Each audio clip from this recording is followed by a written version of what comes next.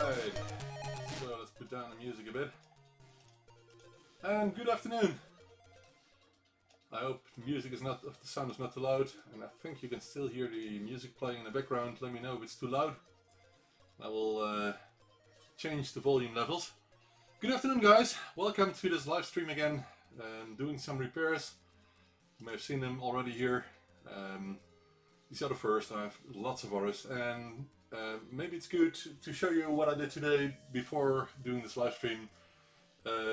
I'm improving the process, the way we're working here.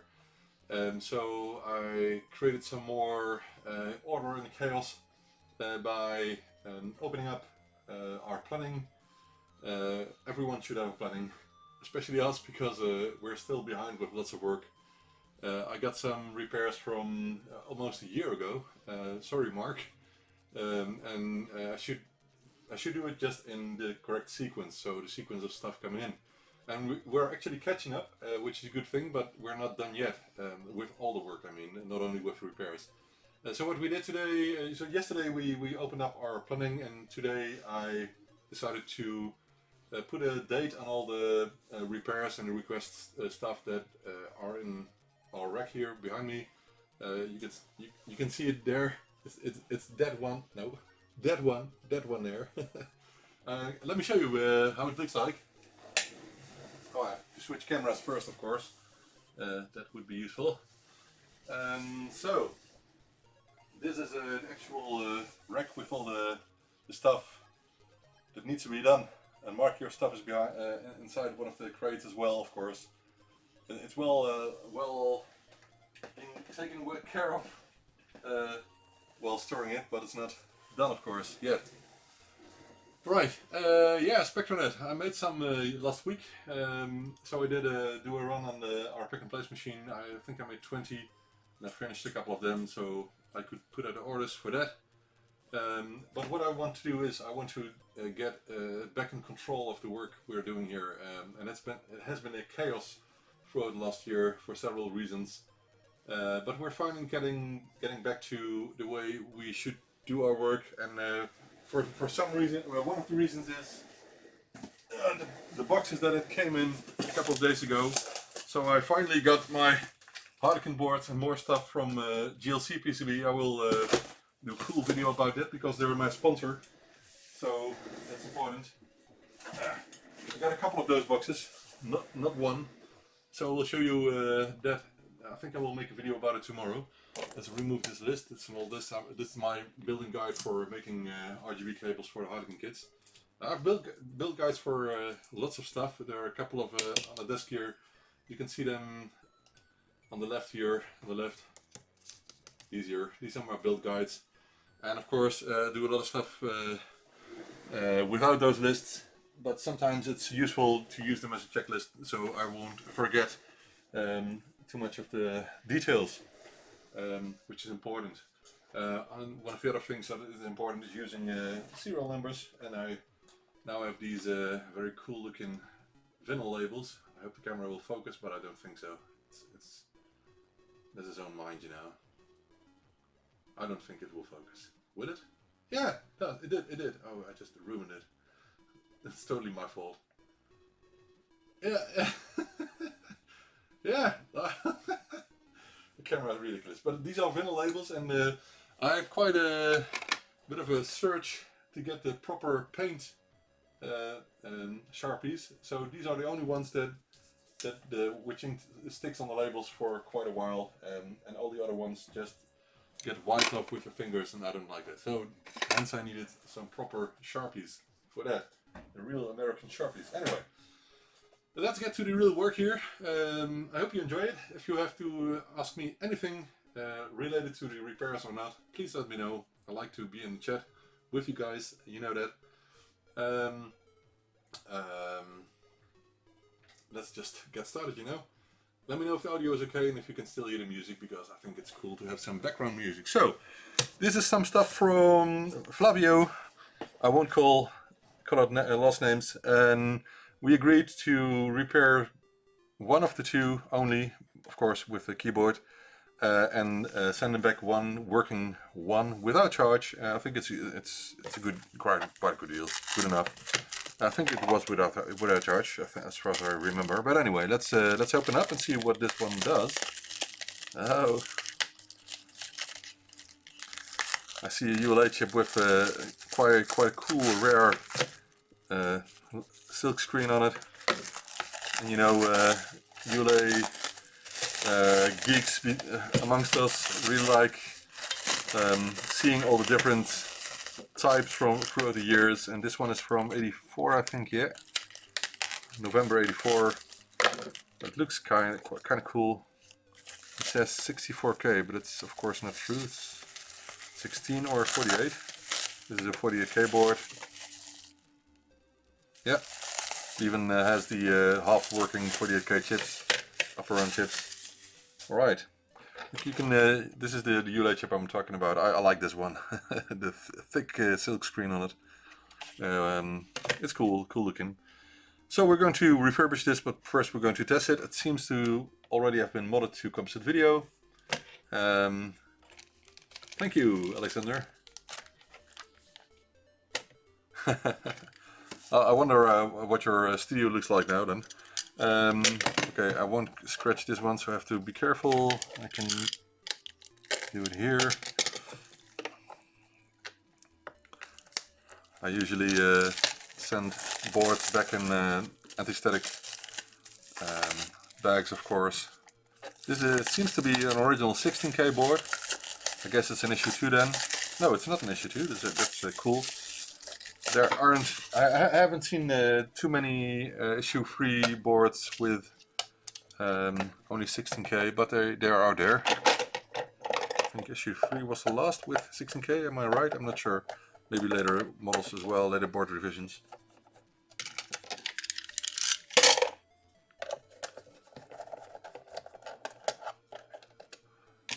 Right.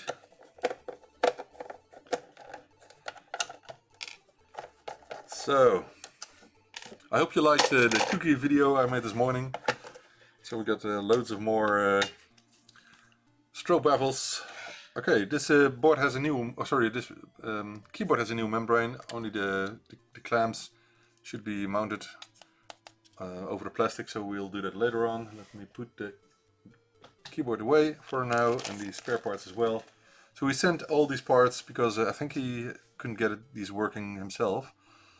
So we're going to do a quick test and see what they do, and make some notes, and then decide what we need to repair. So let's get to the test corner.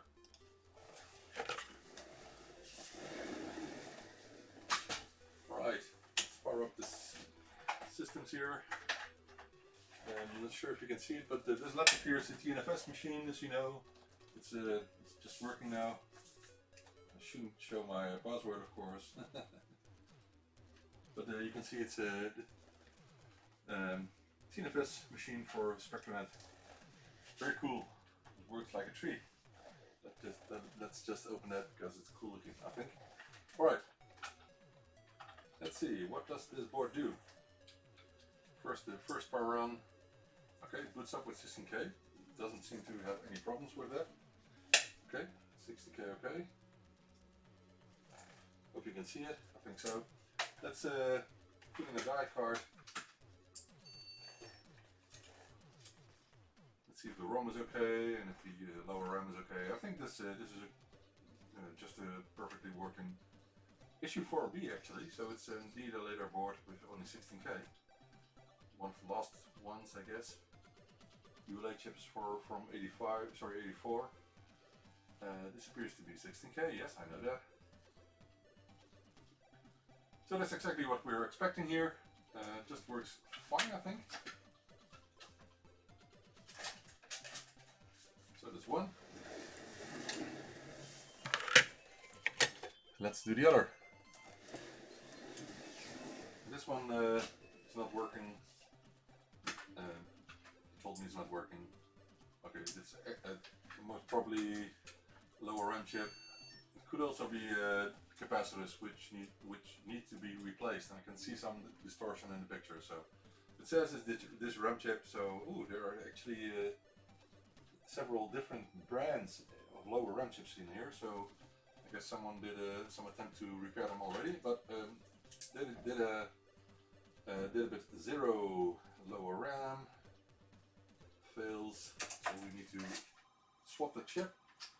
And I personally like, but they're already sold in, but I personally like to have the same, all the same brands here. But what do you think? Should I make sure that all the chips are the same brand, or should I just leave it like this? Because it doesn't matter for, sorry, that's outside. It doesn't matter for the board working, but it looks better.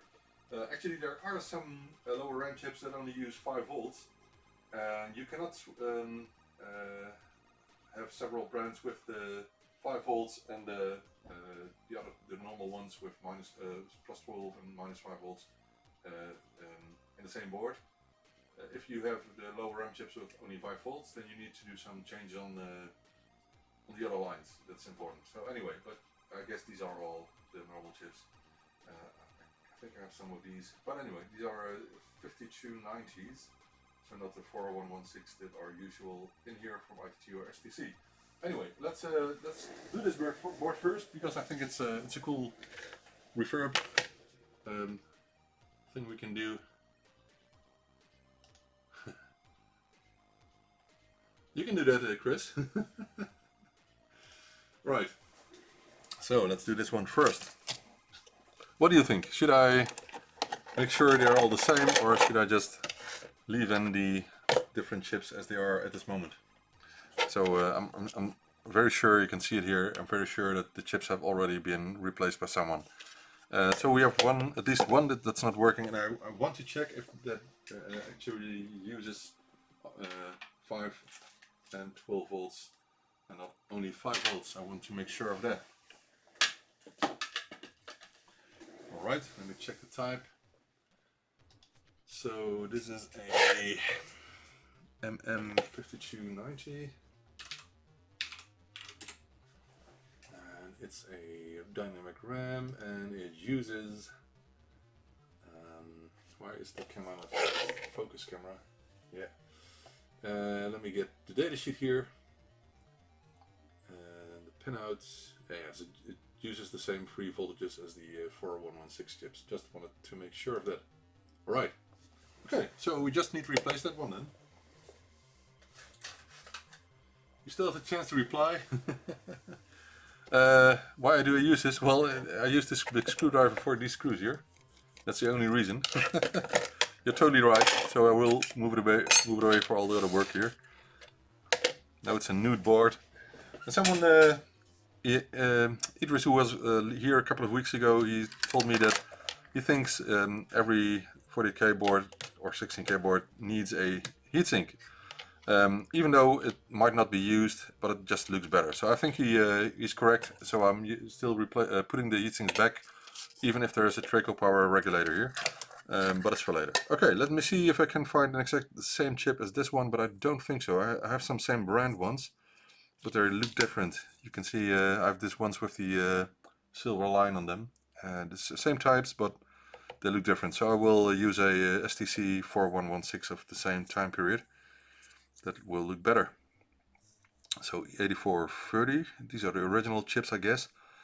Let me check if I can find one from about the same time. I have 8421, and that's the one that comes the closest, I think. Yeah, I think so. So we will use that one.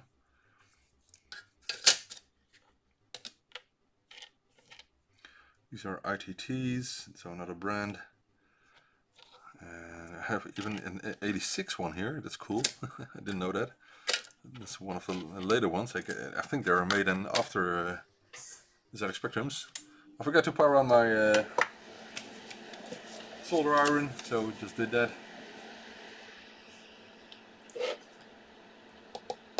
And this container only carries working chips, so I only put them in here after they are tested. So they are original ones, but they are tested, so I know for sure that those work. I could use new ones, but I think the board looks better with original ones.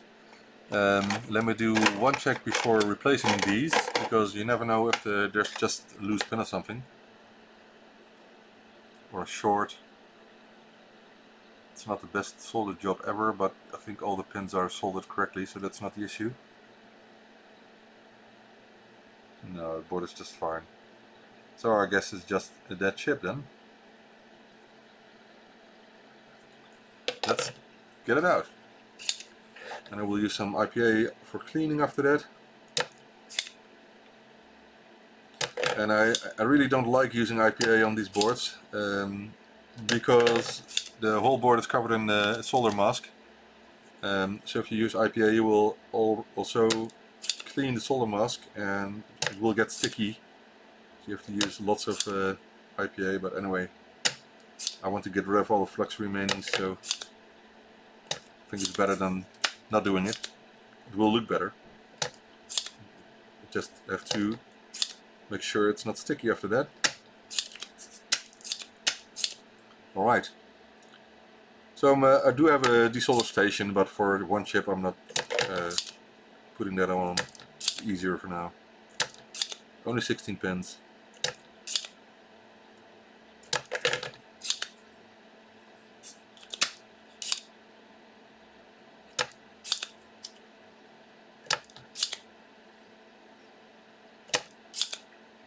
I have strong thumbs, so used to doing this. Alright, almost done, but I'm always very careful with getting these out. I have had too many with the defective tracks or tracks torn off, and you know, I don't like that. So I'm using some solder wick to make sure all the solder comes off. It's not easy with the solder that the person used here. I thought it was just leaded solder, but not sure of that.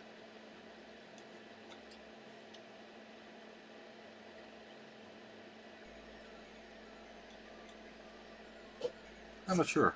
I wonder what kind of solder he used.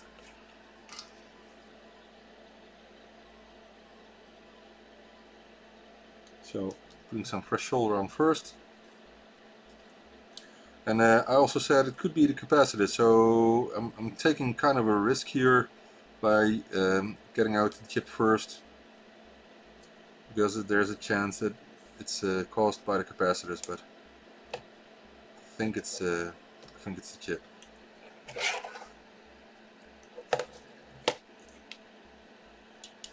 Almost done. All right. Let's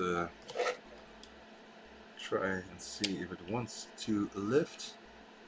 Almost.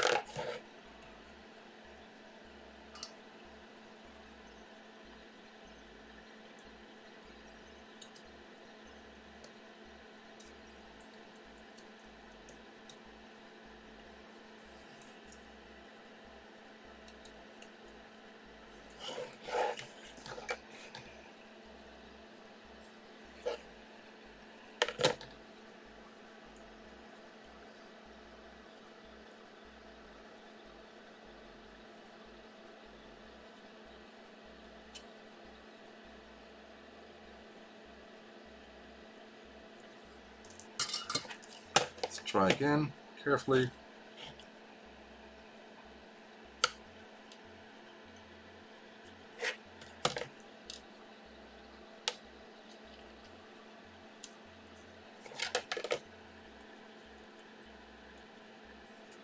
Cool. Let's clean up the holes. That looks just fine. I want to clean the top as well, because some flux from there as well, and it's harder to see if there are actually some solder blobs that could cause a short, so I don't want it. Just cleaning it up a bit. Looks a lot better. Let's get the new chip in, or the replacement chip. It's not new.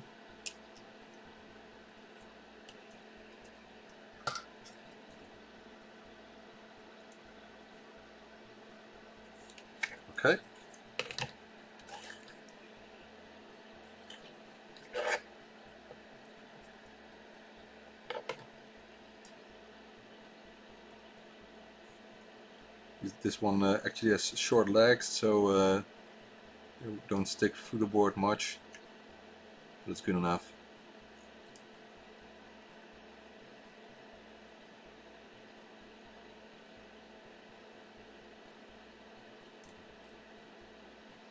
And then we will going to do some cleaning.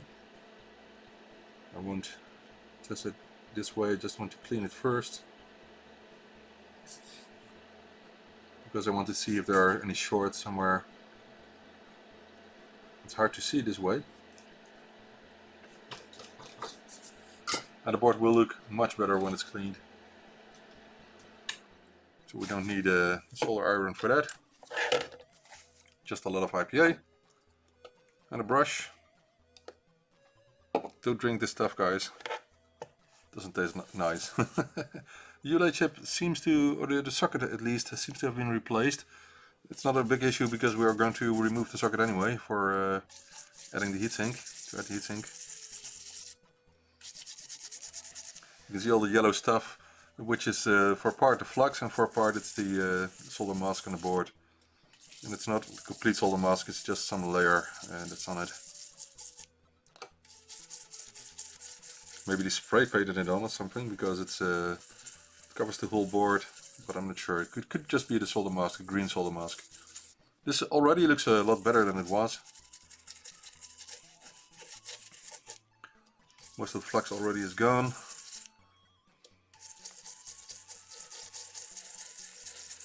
So if you do this a lot, like me, and use IPA like me, then you will get cans from a liter or 1.5 liter or something. I have lots of those cans, so I can use as much IPA as I want. It's really cheap stuff. You find a good source for it. It's inexpensive, so there's no need of being scarce on that. Alright, this looks quite nice.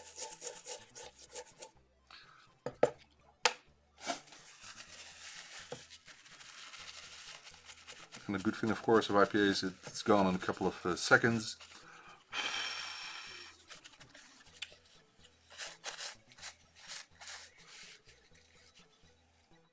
And I can see that the solder job of the other chips is not the best, but there are no solder shorts or something, so I think we can test it. There's some stuff in between here, so I want to get rid of that first.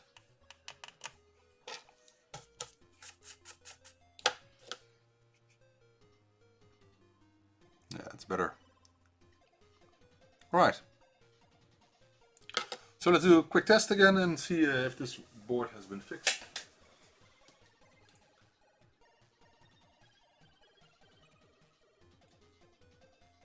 Yeah, that happens, Alexander, but of course you must make sure that the voltages are correct. So I should check 5 volts and 12 volts and minus 12 volts.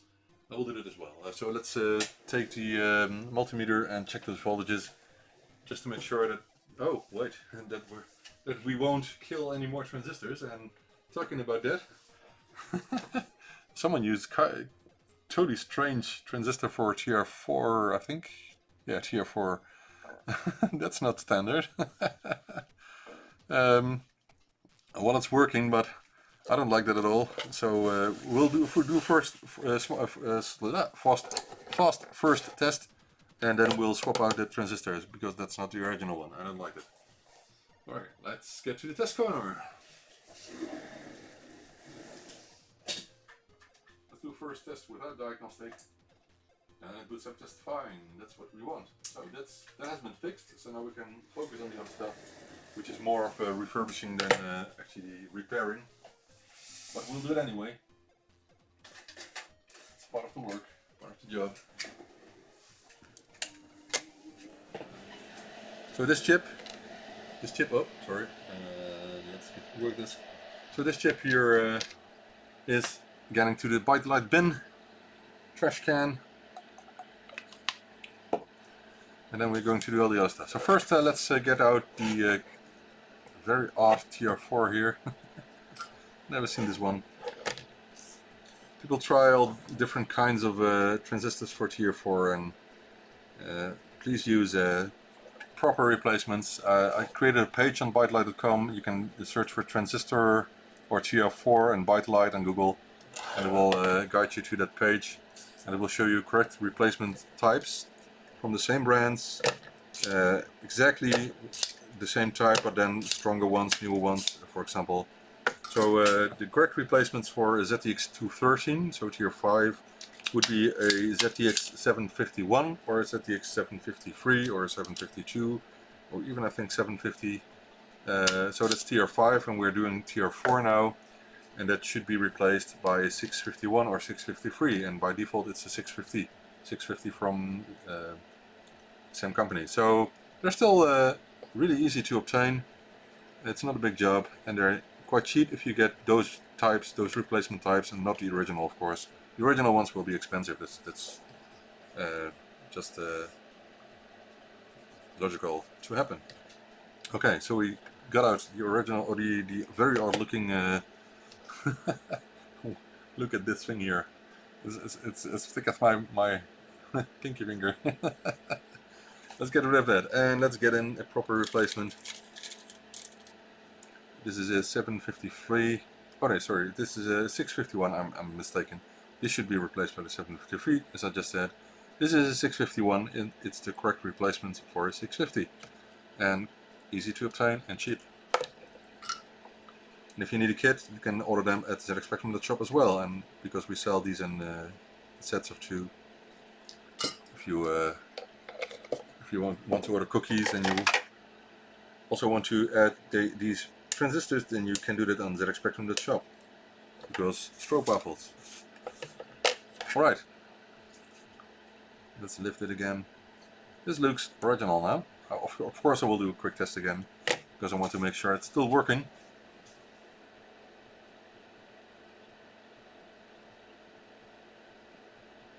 Yeah, I don't have any problems with your English, Alexander, so that's perfectly fine.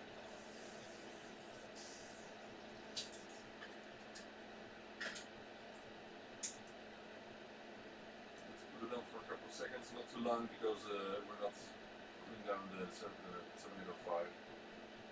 This seems to work totally fine. Alright, yeah, let's do a quick diagnostic test. I haven't seen the edge clicker, but it seems to work.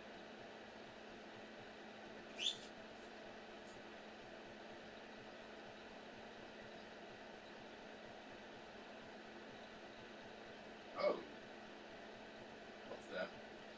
You have an upper run failure. Which chip is it? I guess only one. Yeah, IC21. I didn't see that. So it's still working as a 16K then? Oh, heck, what the hell? That's odd. It seems to put it at 40K, but there's still a problem with IC21, it says. That's a strange thing. I've never seen that. Because if the upper RAM is not working correctly, then mostly it will boot like a 16K, so fast boot screen. So I think I have to swap this one as well. Yeah, well, let's just do that. 21, that's this one here. It's good that I did a check with the die card, because it looked like the upper RAM was working, but it doesn't.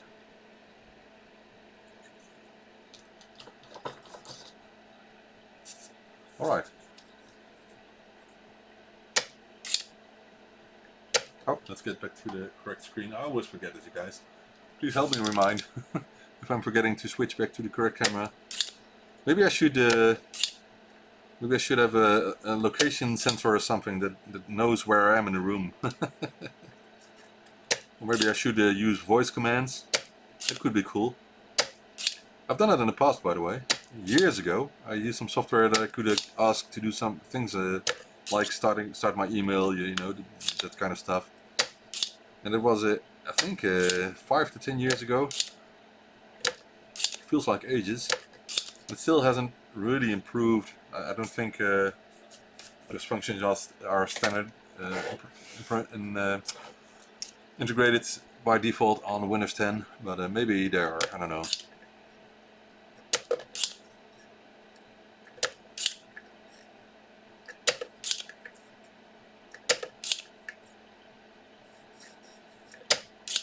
Come on, get out.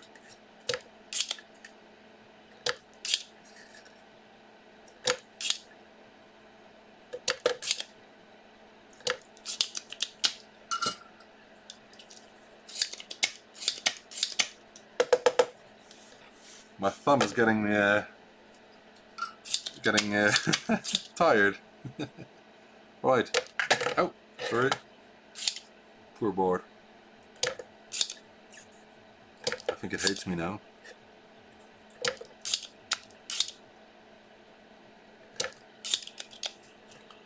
Most is out, but not all of it. So let's check the top part.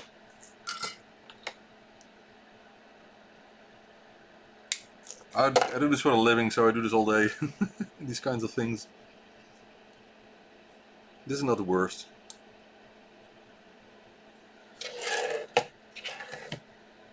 I do hate it when I kill rip-off tracks of the board. So I want to avoid it at all costs, but it still sometimes happens. That's the worst. And using a proper soldering iron works as well. And this is not a proper soldering iron. It's really a piece of shit. It's the cheapest weller I could find. So I thought to buy a weller, but they also sell garbage nowadays. But I still use it because this is a 70 watt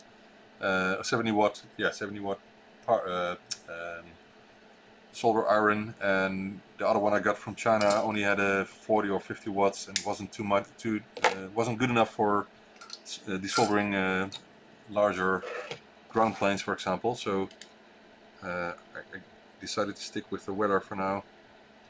But it requires some super glue every now and then to keep in one piece, and that's really not what I expected from weller, and I'm not joking. So I put super glue on here to make it stay in one piece. It's a piece of shit, but anyway, don't have much choice. I have an older weller, of course, I could use that, but because I solder loads of lead-free stuff as well, so the new products are mostly lead-free at this moment. Because of that, I needed a solder iron that can cope with higher temperatures. And I know I told this story loads of times, but there are some new people here, so... Alright. Should be enough, I think. Most is disconnected now, but I see one here which still has some solder in between the leg and the board, which is loose now, so let's see if it will lift. Yep. Very careful as always. I'm using all the chips for momentum, not resistors or capacitors, but only the chips. So I use some momentum so I can lift the chip easily, but very careful and always looking at all the tracks and pads and vias. And this one came out nicely. Yeah. I use a screwdriver. What's the problem with the screwdriver? What do people have against a screwdriver lifting these? I have tools for that, but this is the easiest way of doing it without damaging the tracks. And I'm not putting it on the board, you know, the screwdriver, which I just told. What's your problem? This is my way of doing it, and most of the time I can do it without any damage. If you have a better way of doing this, let me know. This is my way of doing it. There are thousands of ways of doing this. You can even cut the legs. That's what I did in the past. Cut the legs and get the legs out one by one. Because then you don't have any damage. It's the easiest way of avoiding damage. Because if you know the chip is bad already, then there's no way of no reason for keeping it in one piece.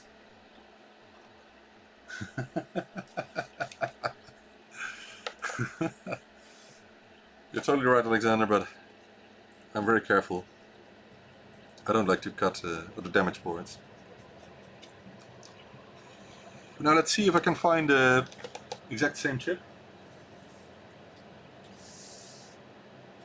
I hope this is the real cause of the defect. It might still be something with, for example, the ROM chip or something. Although it seemed to work. Alright, so it's a 4532, and it has a date code of 8423. I have 8410s here. This is a 2-line version, so I got some more. This is a 3-line version, so I like to put in a 2-line version as well because it looks nice. So I only see 8410s here, 8419. Do I have more than these? No, these are the only ones I have here. So I guess I will put in the 8410 then, which comes the closest. And we'll see if the die card will detect this as a working chip then. I think it will.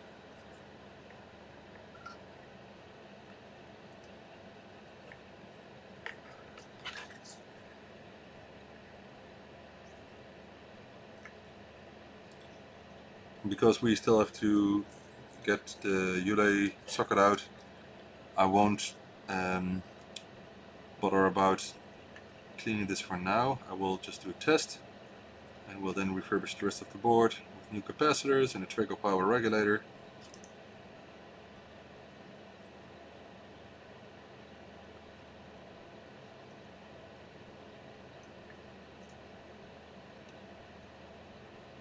Okay. Yeah, looks nice. Let's do a test.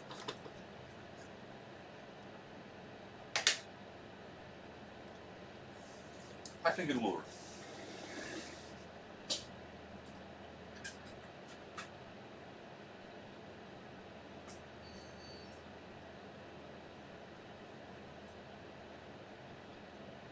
Drum rolls.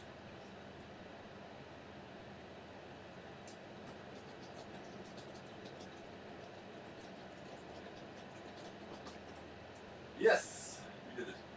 It's all good now. All green. Super green.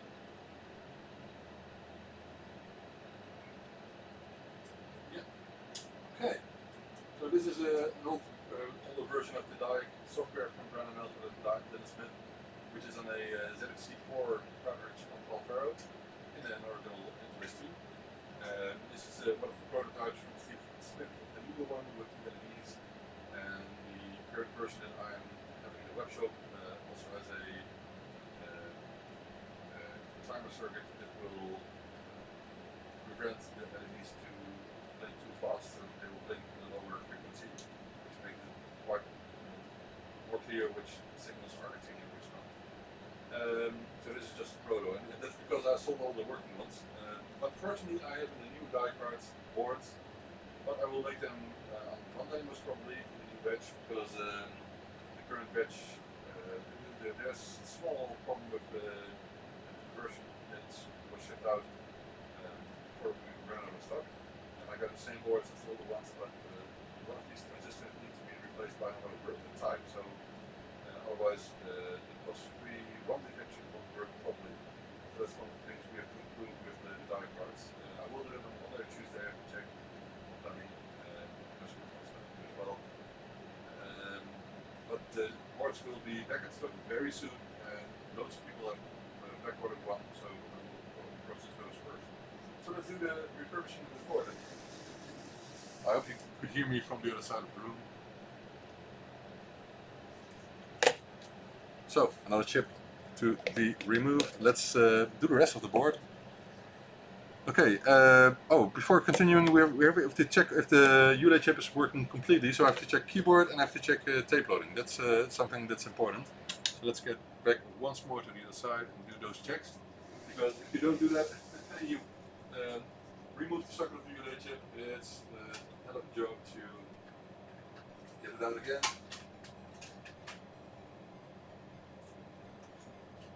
My test keyboard here. I will work on a mechanical keyboard, which probably has something like cherry MX switches or something, which will work as something like this in the near future if I ever find time. Right, I can already hear the speaker, which is a good thing. Okay, so tape loading works, that's all I want to know. Let's test the keyboard completely.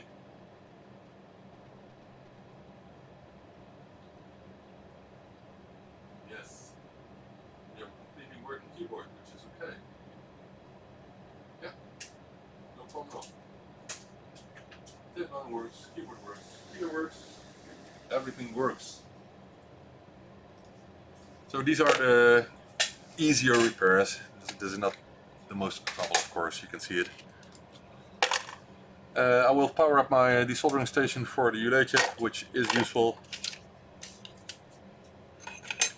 And in the meantime we can swap out the voltage regulator and some other stuff.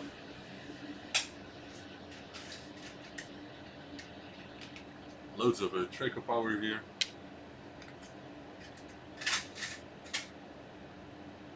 Let's see if the DC connector is clean enough. It can use a new one, so let's put in a new one. Let's see, what else do we need? Capacitors will be done after this. We need a heatsink.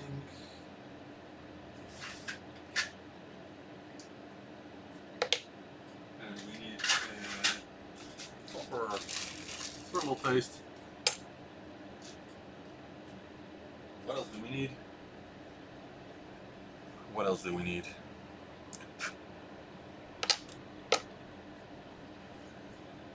I have the feeling I'm forgetting something, but we'll see that in a minute, it's no problem.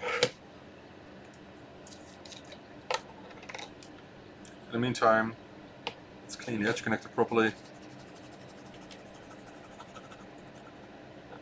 Because it's dirty, as you can see.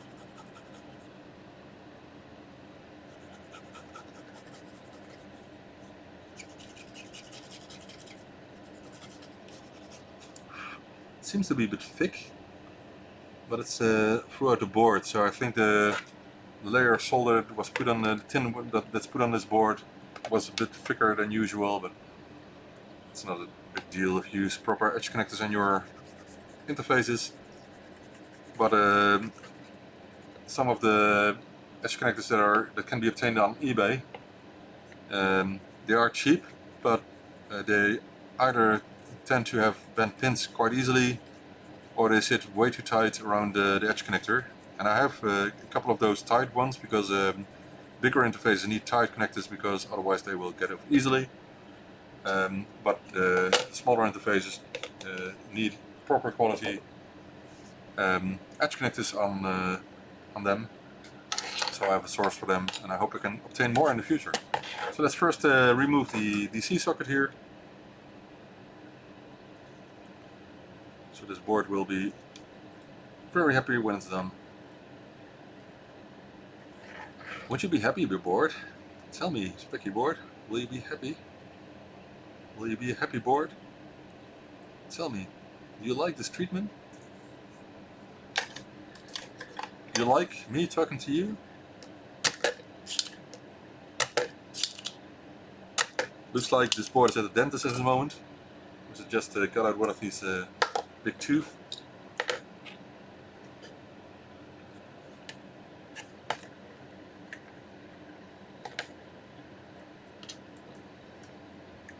Without anesthetics. Sorry, there's no good talk. This is just me being sarcastic, sadistic. Anyway.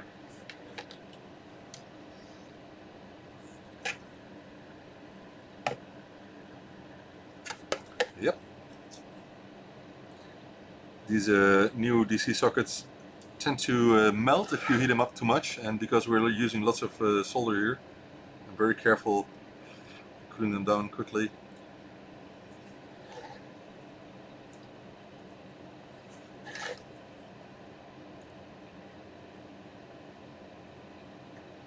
So that's one brand new DC socket in there. Yep. Let's get out the 7805. Ouch, that was hot.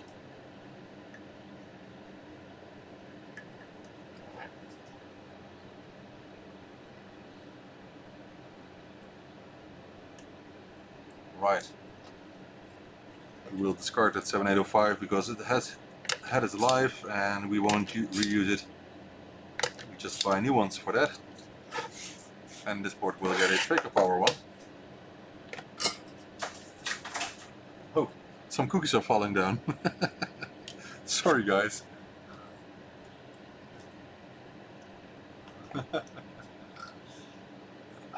You're forgiven, Alexander, for the caps.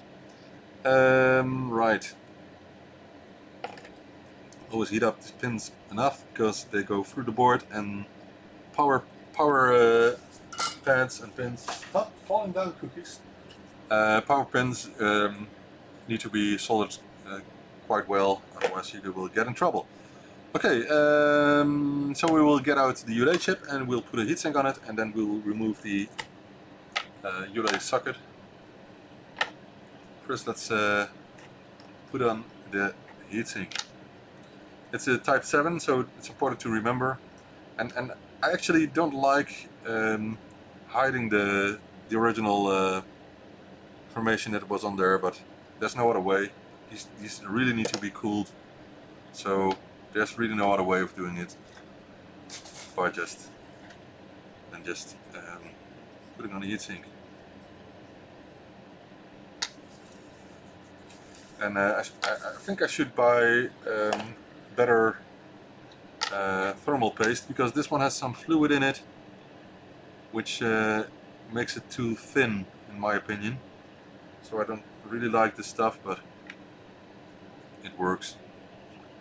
And of course this is no glue, so we need to add glue.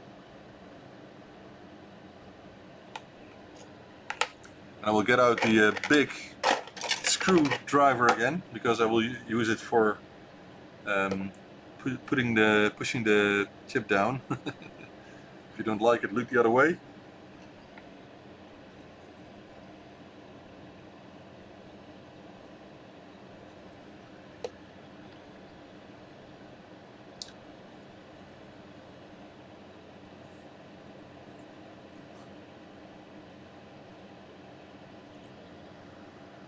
Okay, that's one. There's some solder, there's thermal paste on the sides here, so I'll remove a bit of it, otherwise the glue won't get there.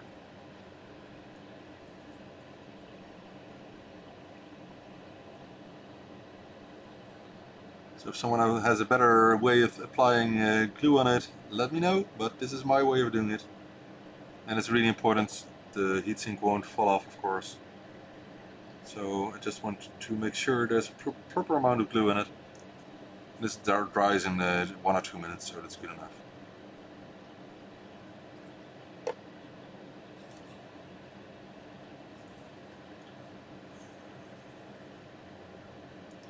So this is an issue 4B board, which requires this Type 7 ULA chip. And I have labels for that. The die card works already with polygon boards. I use it quite a lot. It's no problem at all.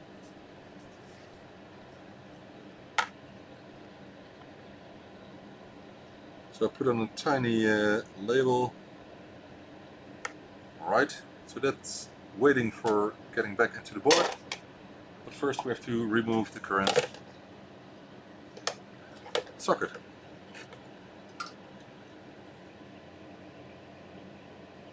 I always apply new solder to the pins, and then it's way more easy to remove them.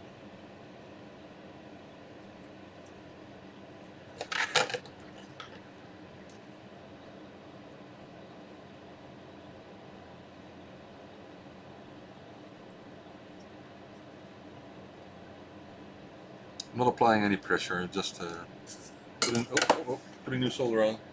That doesn't happen often, but I just dropped my solder iron. Right.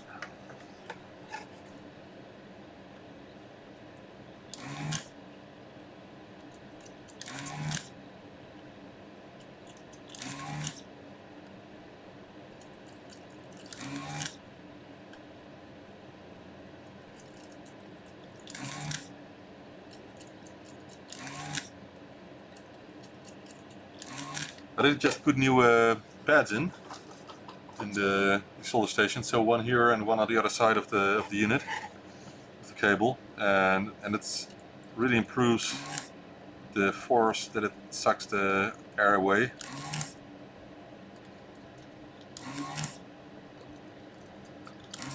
What do you think, guys, about the camera quality, by the way, because I'm using my 4K camera for the work desk at this moment. It's not working in 4K, it's actually just HD, because I'm using a USB 2 connection. But I will improve that, I ordered a better cable. But this way the quality of the work desk camera is a lot better than using any other. And the other two ones are also HD, but the Brio is a lot better than the 922s. But I think this is a lot better than what we did in the past. There's so many garbage cameras on the market.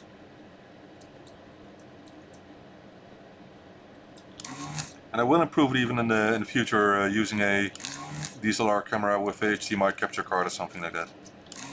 But I'm not there yet.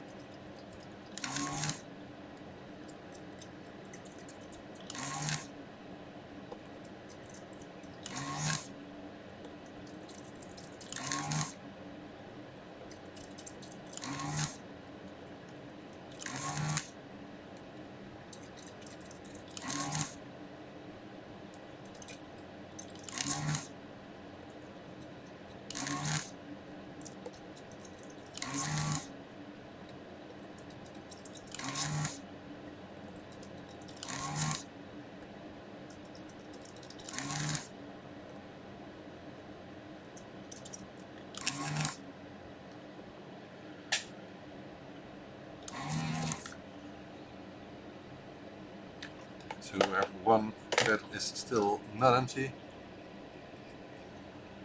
It's a ground plane, and the ground planes on these boards are quite big, so you need some more heat to properly melt the solder underneath there. That's better. And the amount of power from the soldering gun is a lot less than the weather, so this, it says 80 watts, but I think it's 50 or something like that. So let's see. Will it get out? And again, I'm using the momentum of the chips here, not the capacitors or something else. And I will always also check if I'm not putting on any track. Those all seem to be okay. And this side, there's one still stuck here. Yep, that's out. And we did it with absolutely no damage at all.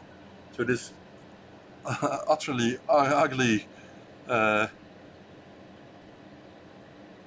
dip socket is garbage. Alright, where's my solder wick?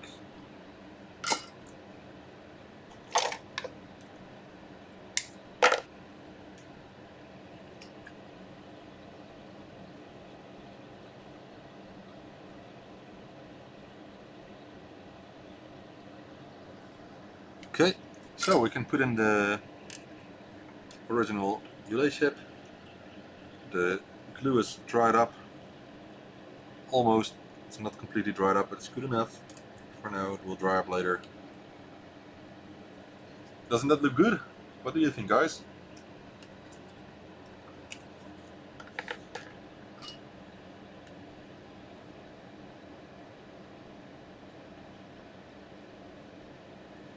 Right. So for the next thing will be the capacitors, and of course we'll do a test in between, removing the relay socket and swapping the capacitors.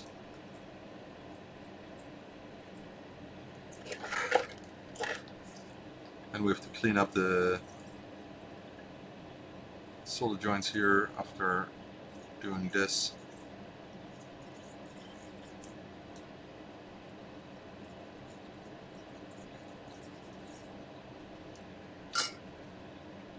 Okay, looks good.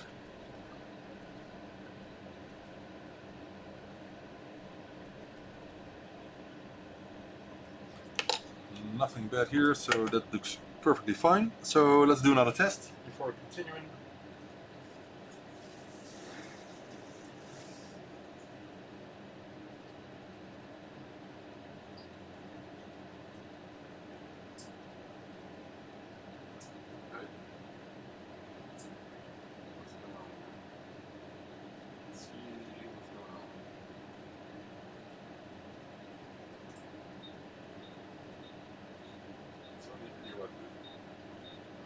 Cable.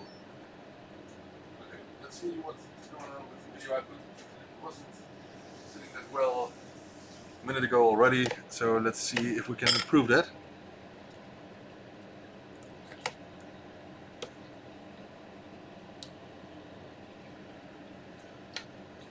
will push this a bit down so it will sit to the connector a bit better, and also tend to add just a little amount of solder on the bottom so no one sees it, but it will sit to the connector better than without. Just a little, so only really little. And what also helps is cleaning it with a bit of sanding paper. This is the easiest way of getting better contact. It's not that dirty, so I think it's good enough.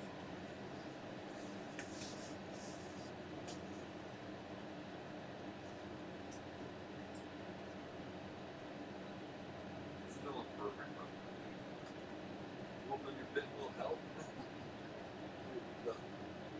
What should it be? What would it be? Is this my plug? It could also be my plug.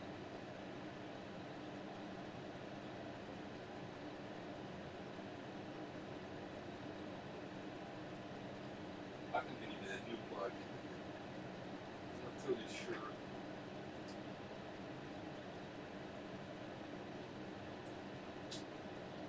This plug is not working properly.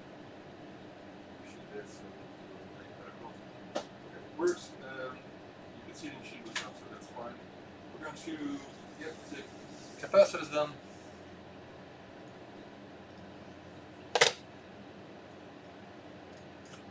Right.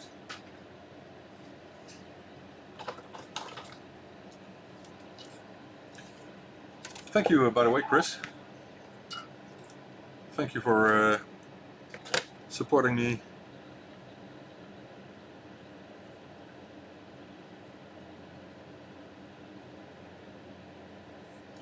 All right.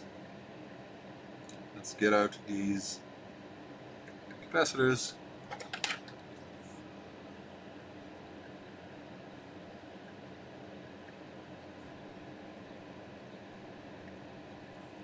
And for these I use my capacitor maps that I created, and you can find them on ByteDelight if you Google for ByteDelight capacitor maps, which are very useful, so you don't have to bother about where they are now and swap them one by one. I'm lazy and I just do them all together at once.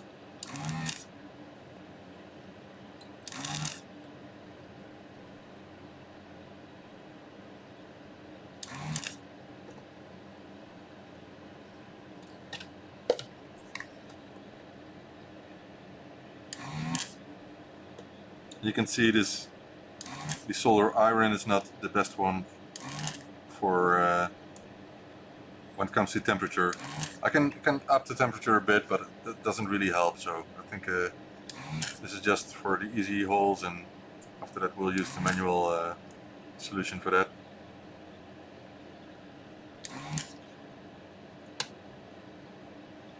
So it's useful for things like IC sockets, but it's less useful for soldering capacitors at the side of the ground plane, you know. So that's harder. You can see this one doesn't melt. It's ridiculous. But anyway, I didn't put a new solder on these legs, so that's to be expected. I think other people told me that they don't have the same problems as I have with my desolder station, but it's not the biggest issue.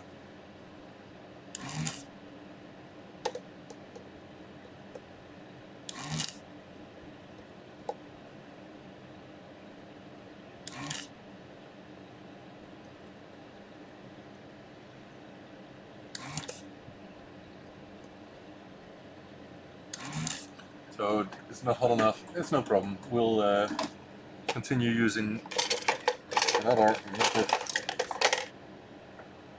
So we'll just lift one leg first, and the other one then. Oh.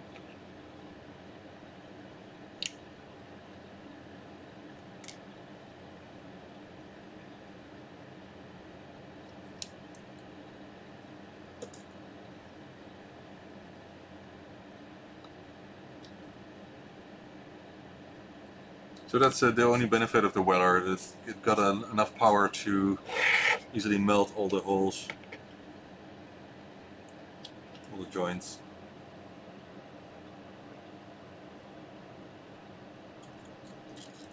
Yeah, I put it at 380 degrees, so it's quite high. I think I did it because I was doing lead-free solder yesterday. It's better to put it down a bit because the tip of the solder iron will have a shorter life if you put it on a higher temperature, but they're not too expensive, you know. It's part of the work, part of the costs. It costs €5, so it's not the biggest issue. And I use these tips for about 3 months, something like that. And then I will replace them. It might sound like short life, but it's because we do loads of this work, you know.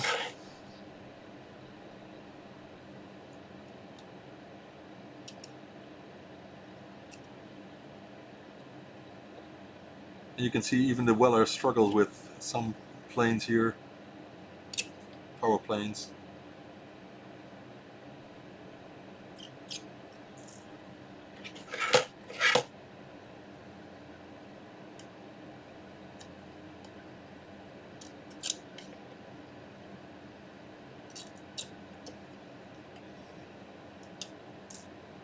That's one, that's two, and two more, and then you can empty the holes, which is a lot easier without the pins in.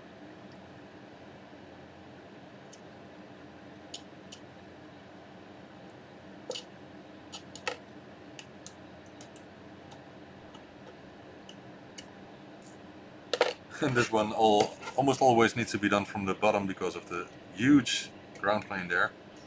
Alright, so let's empty up all the holes. It's one, two. Well, don't leave any solder remainings on your board because they will short pins. You shouldn't do that. So take a good look when you do these kinds of things on your boards. Make sure you're not creating any shorts. I've been there in the past, I've done it myself. I hate it when it happens. If you have a working board and after refurbishment you get all kinds of issues with it, that's not the coolest thing.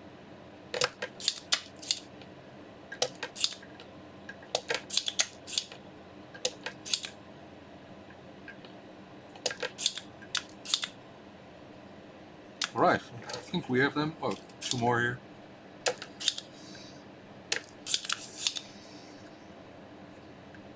Right. Double check. Which is not a double check anymore. Okay. So, let's get some new ones.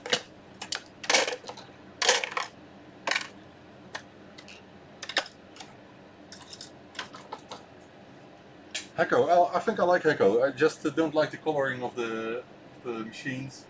I don't like the plastic looking yellow and red. But I like the machines because they seem to be a lot better and more affordable than Weller ones.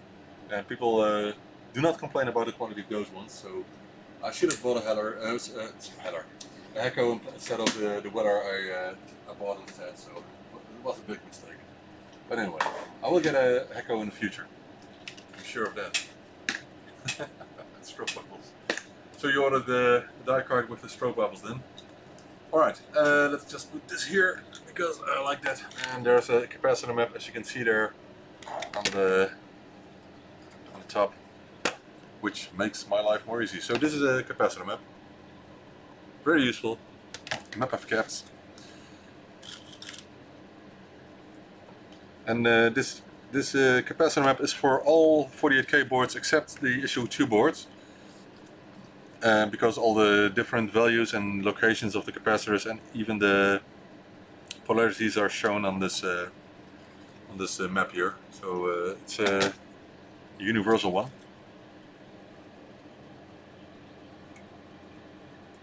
So if you don't have them, download them and print them because they're so useful. They're for free.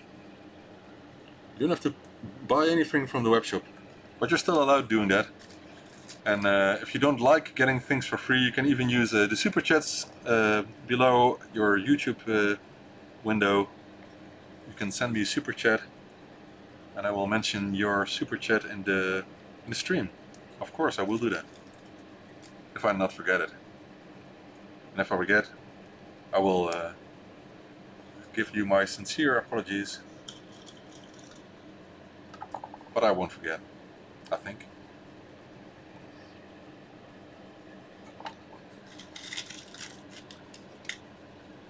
Of course all the values are on labels here, so you might not be able to see them, but it makes life a lot easier. And I try to be organized, because I need it as an artist. I need to be organized, otherwise I cannot do anything. So if you think my workplace is too much organized, you may be right, but for me it works. Okay, this is for issue 4B, so there are three values for the capacitors. So this is cool. There are three different types here for different boards, but they're all shown in small text font there. So I need a 1 microfarad with the plus side to the top, aimed to the top. So no 22, but a 1 microfarad. And here this needs to be a 22 one, aimed to the left. And there's a plus on the board as well, but not always correct. So the capacitor maps are checked and checked and checked, and they're correct for all the boards at this moment. Right, am I forgetting anything here? I don't think so, so we can solder them in. Starting from the top, because otherwise they will fall out. And we'll do the other sides from the bottom.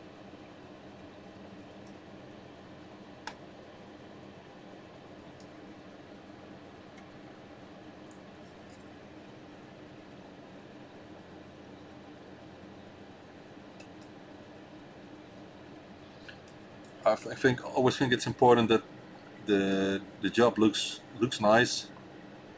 It should not only work, but it should also look nice. Because if it looks nice, it's done well, and it says something about quality, I think. So I tend to make it look nice as well as making it work.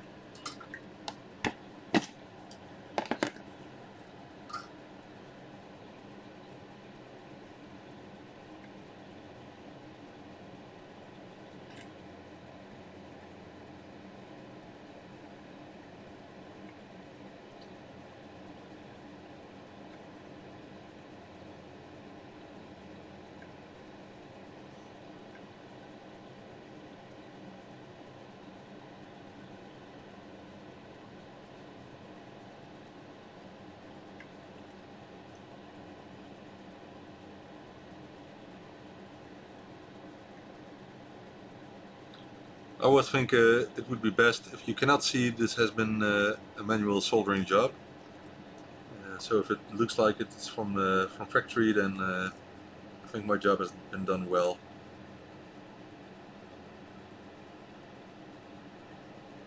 IPA helps with that. Not to see it blurry, but to make sure the board is cleaned. Okay. Checking if I did all of them, and I think so. Yep. Let's get out my really cheapo, plasticky feeling wobbly side cutter here. These are the cheapest I've ever had. I really still need to buy a proper one, because this is just a piece of garbage, but it works for small pins. But if you use thicker pins, then it's a problem. So this board is almost done. Of course we need to do some testing, but I will do that later on.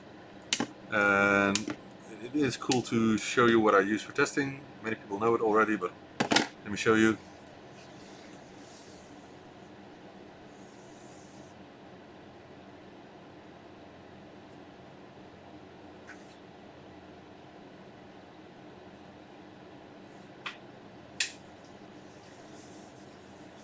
So for testing I use these booklets, and these booklets will show you everything about this board, everything that's important. So the board revision number, the date we did it, what we repaired, what we did for testing, and some so this is just some minor modifications like composite video, and this is the things we tested.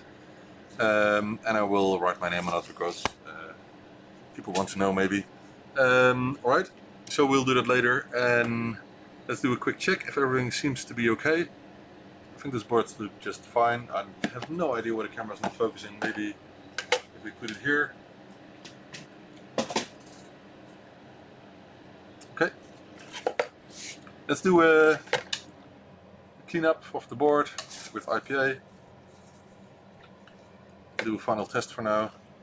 After that, and of course I still have to put back the original heatsink, which I think is a good idea, from Idris. Oh, I'm dropping all my IPA, sorry. Oh, that's too bad. Oh, it smells good. No, it doesn't smell good. IPA smells like IPA. Ugh. You can't get high from alcohol fumes, can you?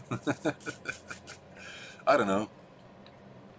I never dropped this. It's the first time in years.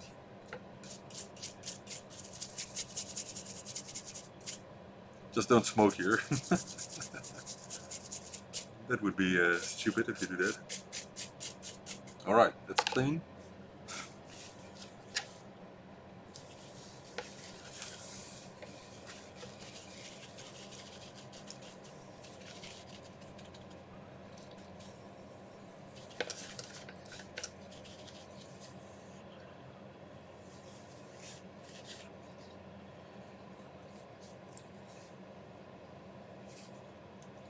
Okay, I'll have to do the one RAM chip, I think, only this one now.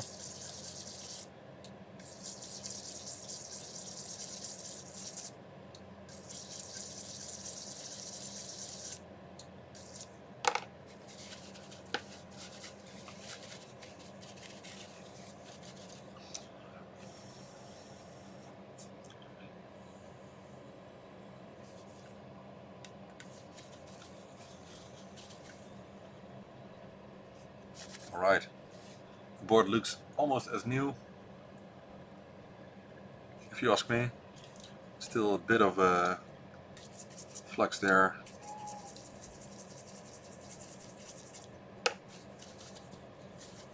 You can see all the yellow paper here, so that's all flux remains and a bit of the solder mask from the board. Let's do this piece as well here.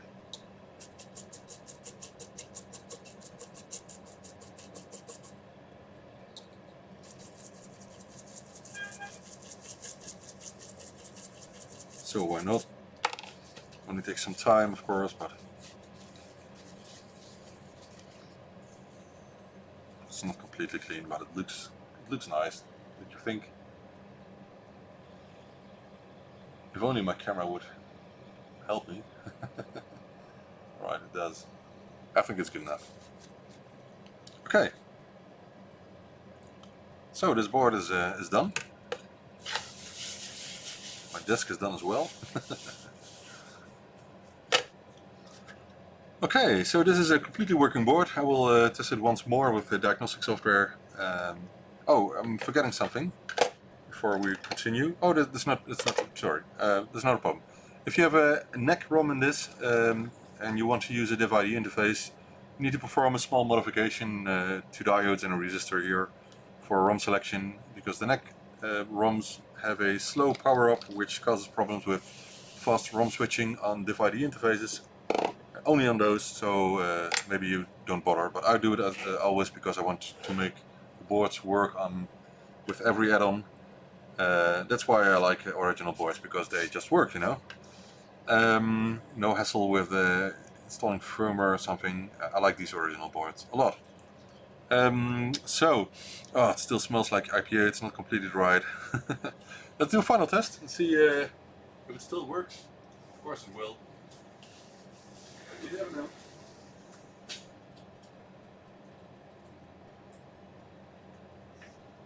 That's one. Let's use the newer one because we can.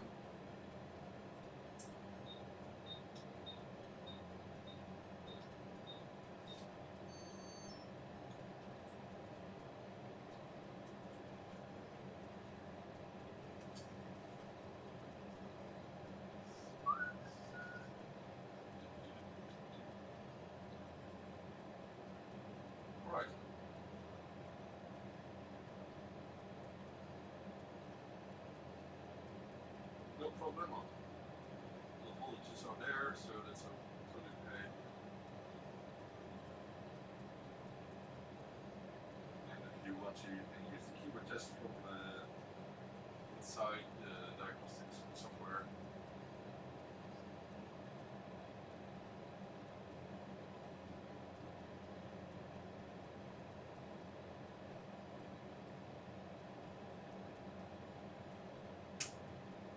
Which key was that? Keyboard. Always hold down the keys before you get into the other test functions, because you just push it once and it will get you to the normal diagnostics software.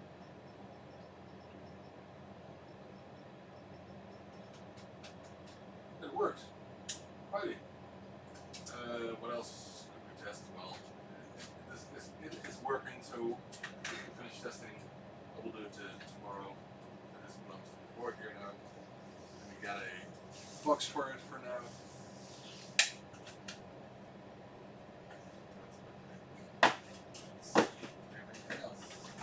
Yes. So I'll put it on top. And we still have the other board, of course. So we're going to do a quick check on that one, because I want to get that one to 48K. So for some reason the guy already bought the memory upgrade, but he just didn't install it himself. It's an easy upgrade, so I will show you how it's done. If you are interested. So the 48K upgrade kit for 16K ZX Spectrums comes with 8 chips. 8 memory chips and 4 logic chips, and comes with 2 wires, which are not in here. So I will have to use 2 new wires. And includes this manual. It shows you exactly what you need to do. And as far as I know, all the 16K boards come with sockets for the RAM chips. And the screw is still in here, so let me get out the screw here. Oh.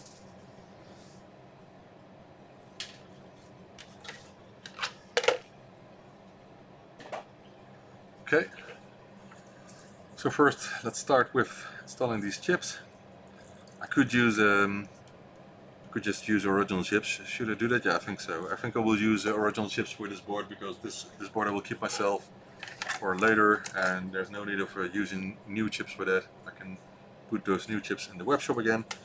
Let's see what I got the most of. Of course I need 8 similar types, which is important for the looks of it. So I got Oki ones here. 3732s, which are used a lot on original Spectrum boards. So these are pulled from dead boards. Sometimes I have boards that are so hard to fix that I use them for parts. Not much, but I got loads of these boards. I think over 100 at this moment. So if I need to do a board for selling the board, or for completing a machine or something, I first use the boards that are easy to fix or already are working. So I got 2 chips here that have a small sign on them, so we'll get rid of that using some IPA.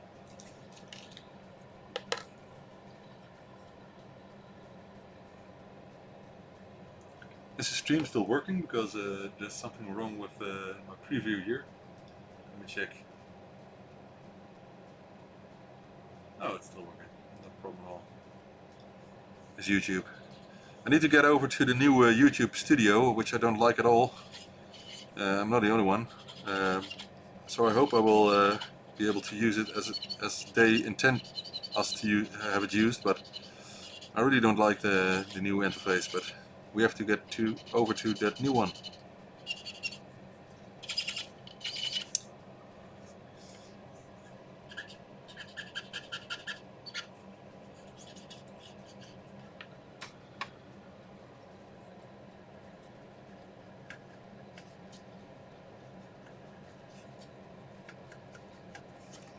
Alright, no more V. That's gone. Now we have to remove the heatsink again. Oh, I forgot to install it at the other machine, so we will do that in a couple of minutes.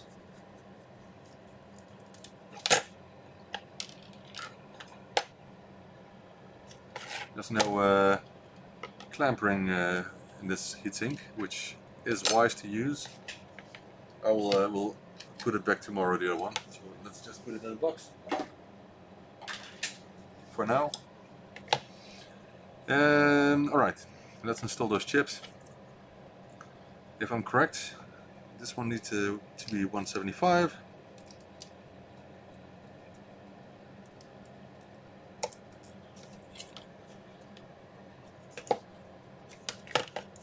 Alright, and I think this is a 175. There's already a 001, which surprises me, but it happens.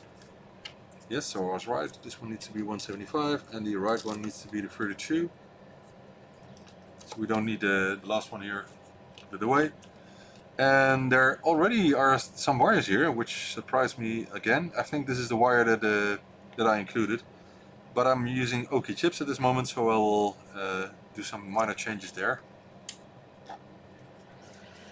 And I will use some pins instead of the wires. I think it's better, but I include the wires because people don't always are not always able to use these pins instead of wires. So those are just legs of the capacitors, the original ones. Sorry, the new ones. Anyway, not important. Waiting for the solder iron to heat up. Why doesn't this one have a top cover? I don't like this. Okay, it's not a problem at this moment. It's ugly. It's ugly as hell. What I think. So we need to get out the TI wire here and put it at Oki.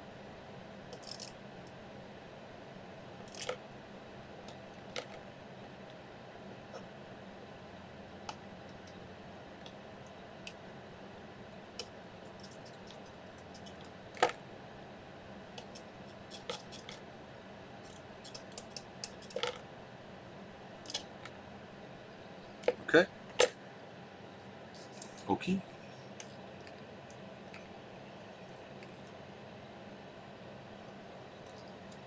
Did I just move this trick? This trick is a bit loose, I don't know why. Right, let's remove the excessive amount of solder here. I don't know where it come from. Oh god, what happened here? What's this? Is it a pin or what is it? Part of a pin. Someone tried to remove the pin, but it didn't succeed. Oh, I actually forgot to check if we have Oki lows. Yeah, so I made a mistake here. I put in 2 high ones, and those need to be low ones, because the other 6 are low ones. So I hope I can find some low ones as well. Otherwise we might need to replace those. Not the biggest issue. Look, I'm cleaning it up just for the looks, because it doesn't look very nice at this moment. And then I will use some IPA again.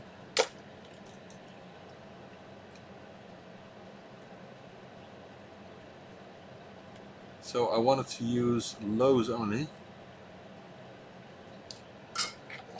Let's see if we have them. So these need to get out, because you cannot use or mix these. You should use only lower or higher ones, because you're actually using only half of these chips in the 48K spectrum. But you need to select which bank you're using, the lower or the high ones. And oh, I only have one lower one left. Really? Really? So I guess I will be using the new ones after all. Yeah, not much of a choice. So these are high ones. Come on, get out. So unfortunately we need to get these ones out. And it didn't matter because we're using 4164 chips now instead of these. It doesn't matter, come on. Doesn't matter, these are stuck if you're using, if you're putting it on TI or OK in that case. So first let's try to get these out. I don't want to ruin the sockets. Come on. What the?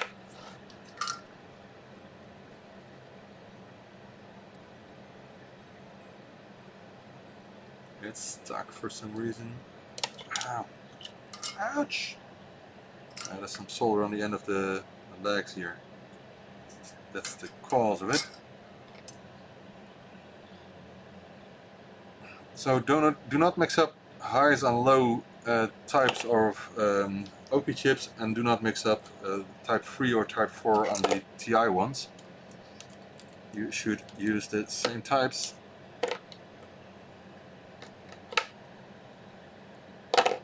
Same here, there's some solder here, let's remove it for the next time. So we'll still be using these chips for replacement of original same type ones and brand type. So let's get in the 4164s then.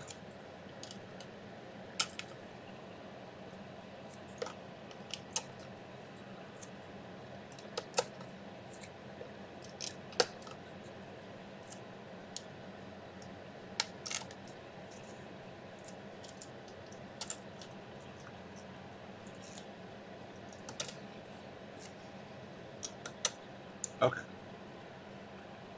Right. So these are in, and now we need to add 2 wires. We still do need to add them, but it doesn't matter if you select OK or TI, and even doesn't matter if you select high or low in this case, because we can use either type as long as there is a connection. Otherwise the chips won't get addressed properly. And if you select OK, you have to make a selection for high or low. But if you select TI, so if you do OK, you need to select one of those, and if you do TI, you need to select 3 or 4 as well. So that's the only thing here. I hope you can follow what I'm saying, but maybe I'm not making any sense. Could be.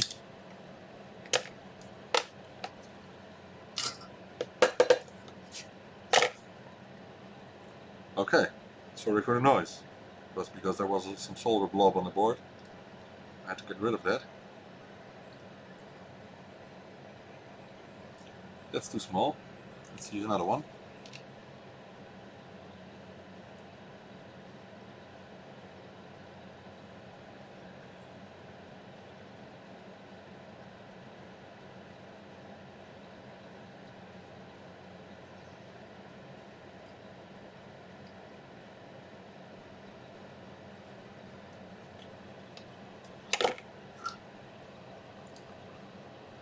So I usually do not make live streams of everything I repair, because it does cost some extra time, and I'm doing this for a living, so I need to work as efficiently as I can.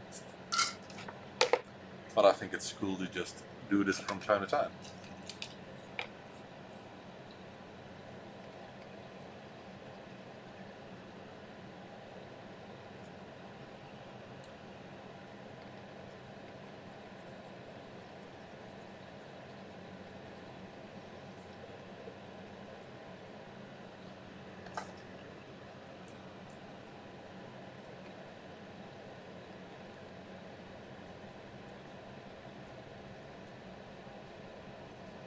So let's see if this board completely functions as a 48K now.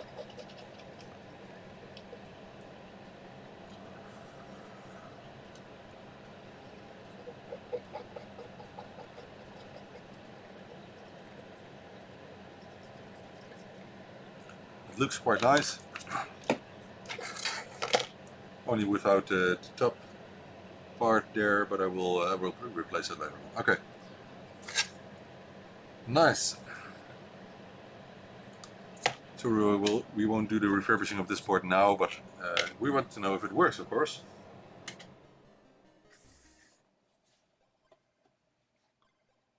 get over to the other side again and let's see what this board does now. First, let's do a quick test just to see if its power's on. Oh, there are some problems. There are some problems. I'm not sure what it is, but that's odd. Let's see what the diag says.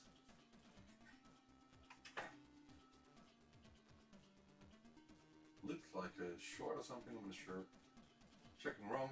Okay, there is some upper ROM failure. I wonder what. What does it say? Whoa, okay. This is an addressing problem. Did I put in the chips in the correct way or did I make a mistake there? Let me check.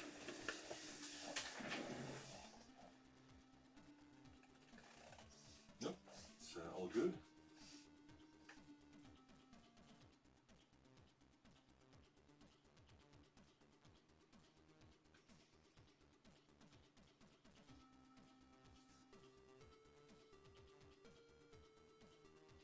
So what could be the problem? I think I see it.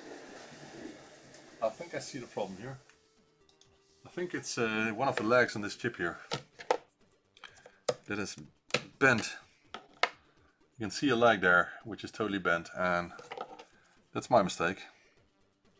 I already had a feeling it wasn't going in properly, but I thought I checked it good enough.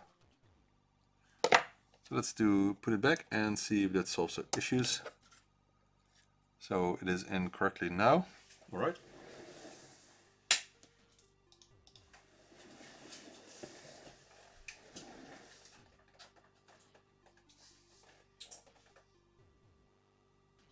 Okay, it still does not detect 48K, so I wonder what it says now, but it doesn't do these strange things anymore.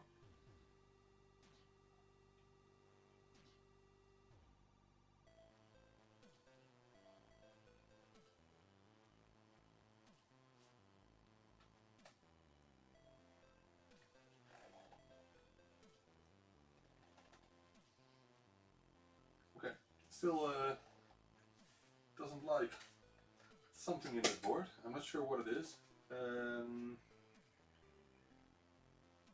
It's hard to tell.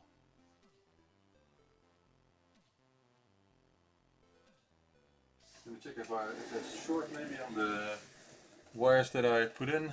Let me get my magnifier.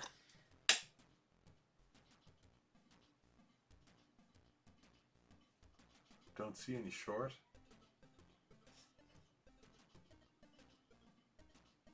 So I don't think so.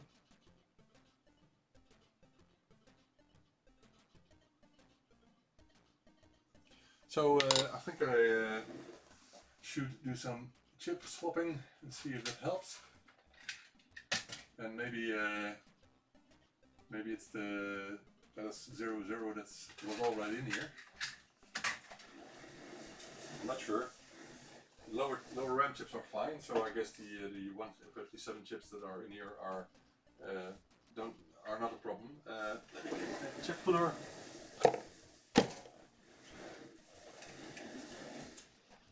So first, let's replace the 32 here. I really don't think that's a problem, but you never know.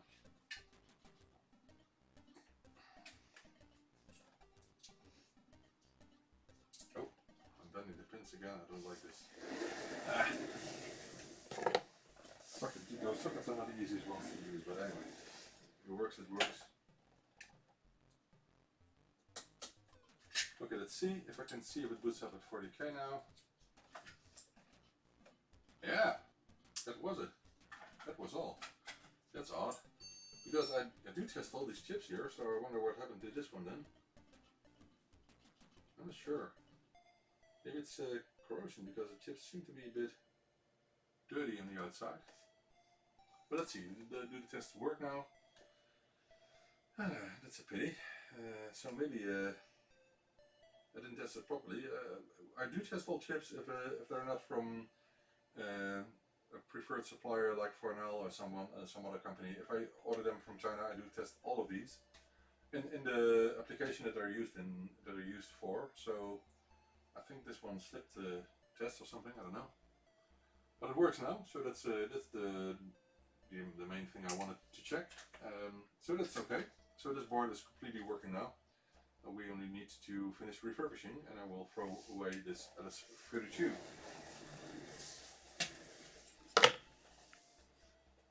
Right, so that's enough for today, or with these boards at least.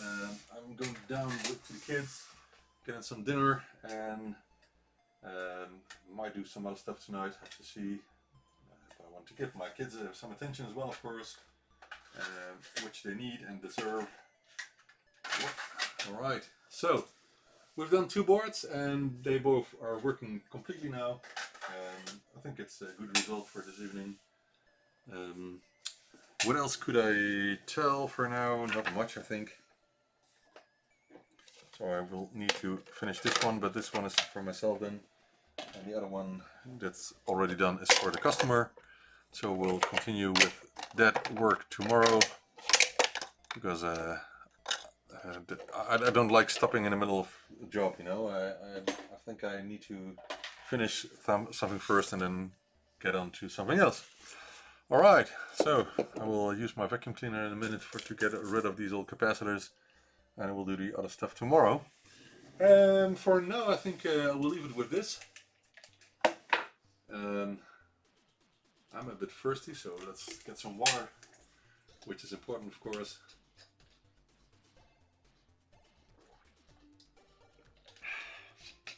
Already had a beer today, so no more alcohol for me. Okay, okay, let's check if I didn't miss anything. No, okay, let me check my planning for tomorrow, because I wonder if I will do more repairs live tomorrow.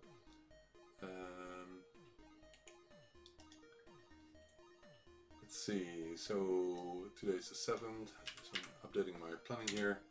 Tomorrow I have on the planning assembling 2 Harkin 128K boards with a live stream. It's about 3 hours of work, so it's a lot. And I also want to finish some +3, +2A power supply replacements. A couple of, let's say 5 or 10, I have to check how much work it is.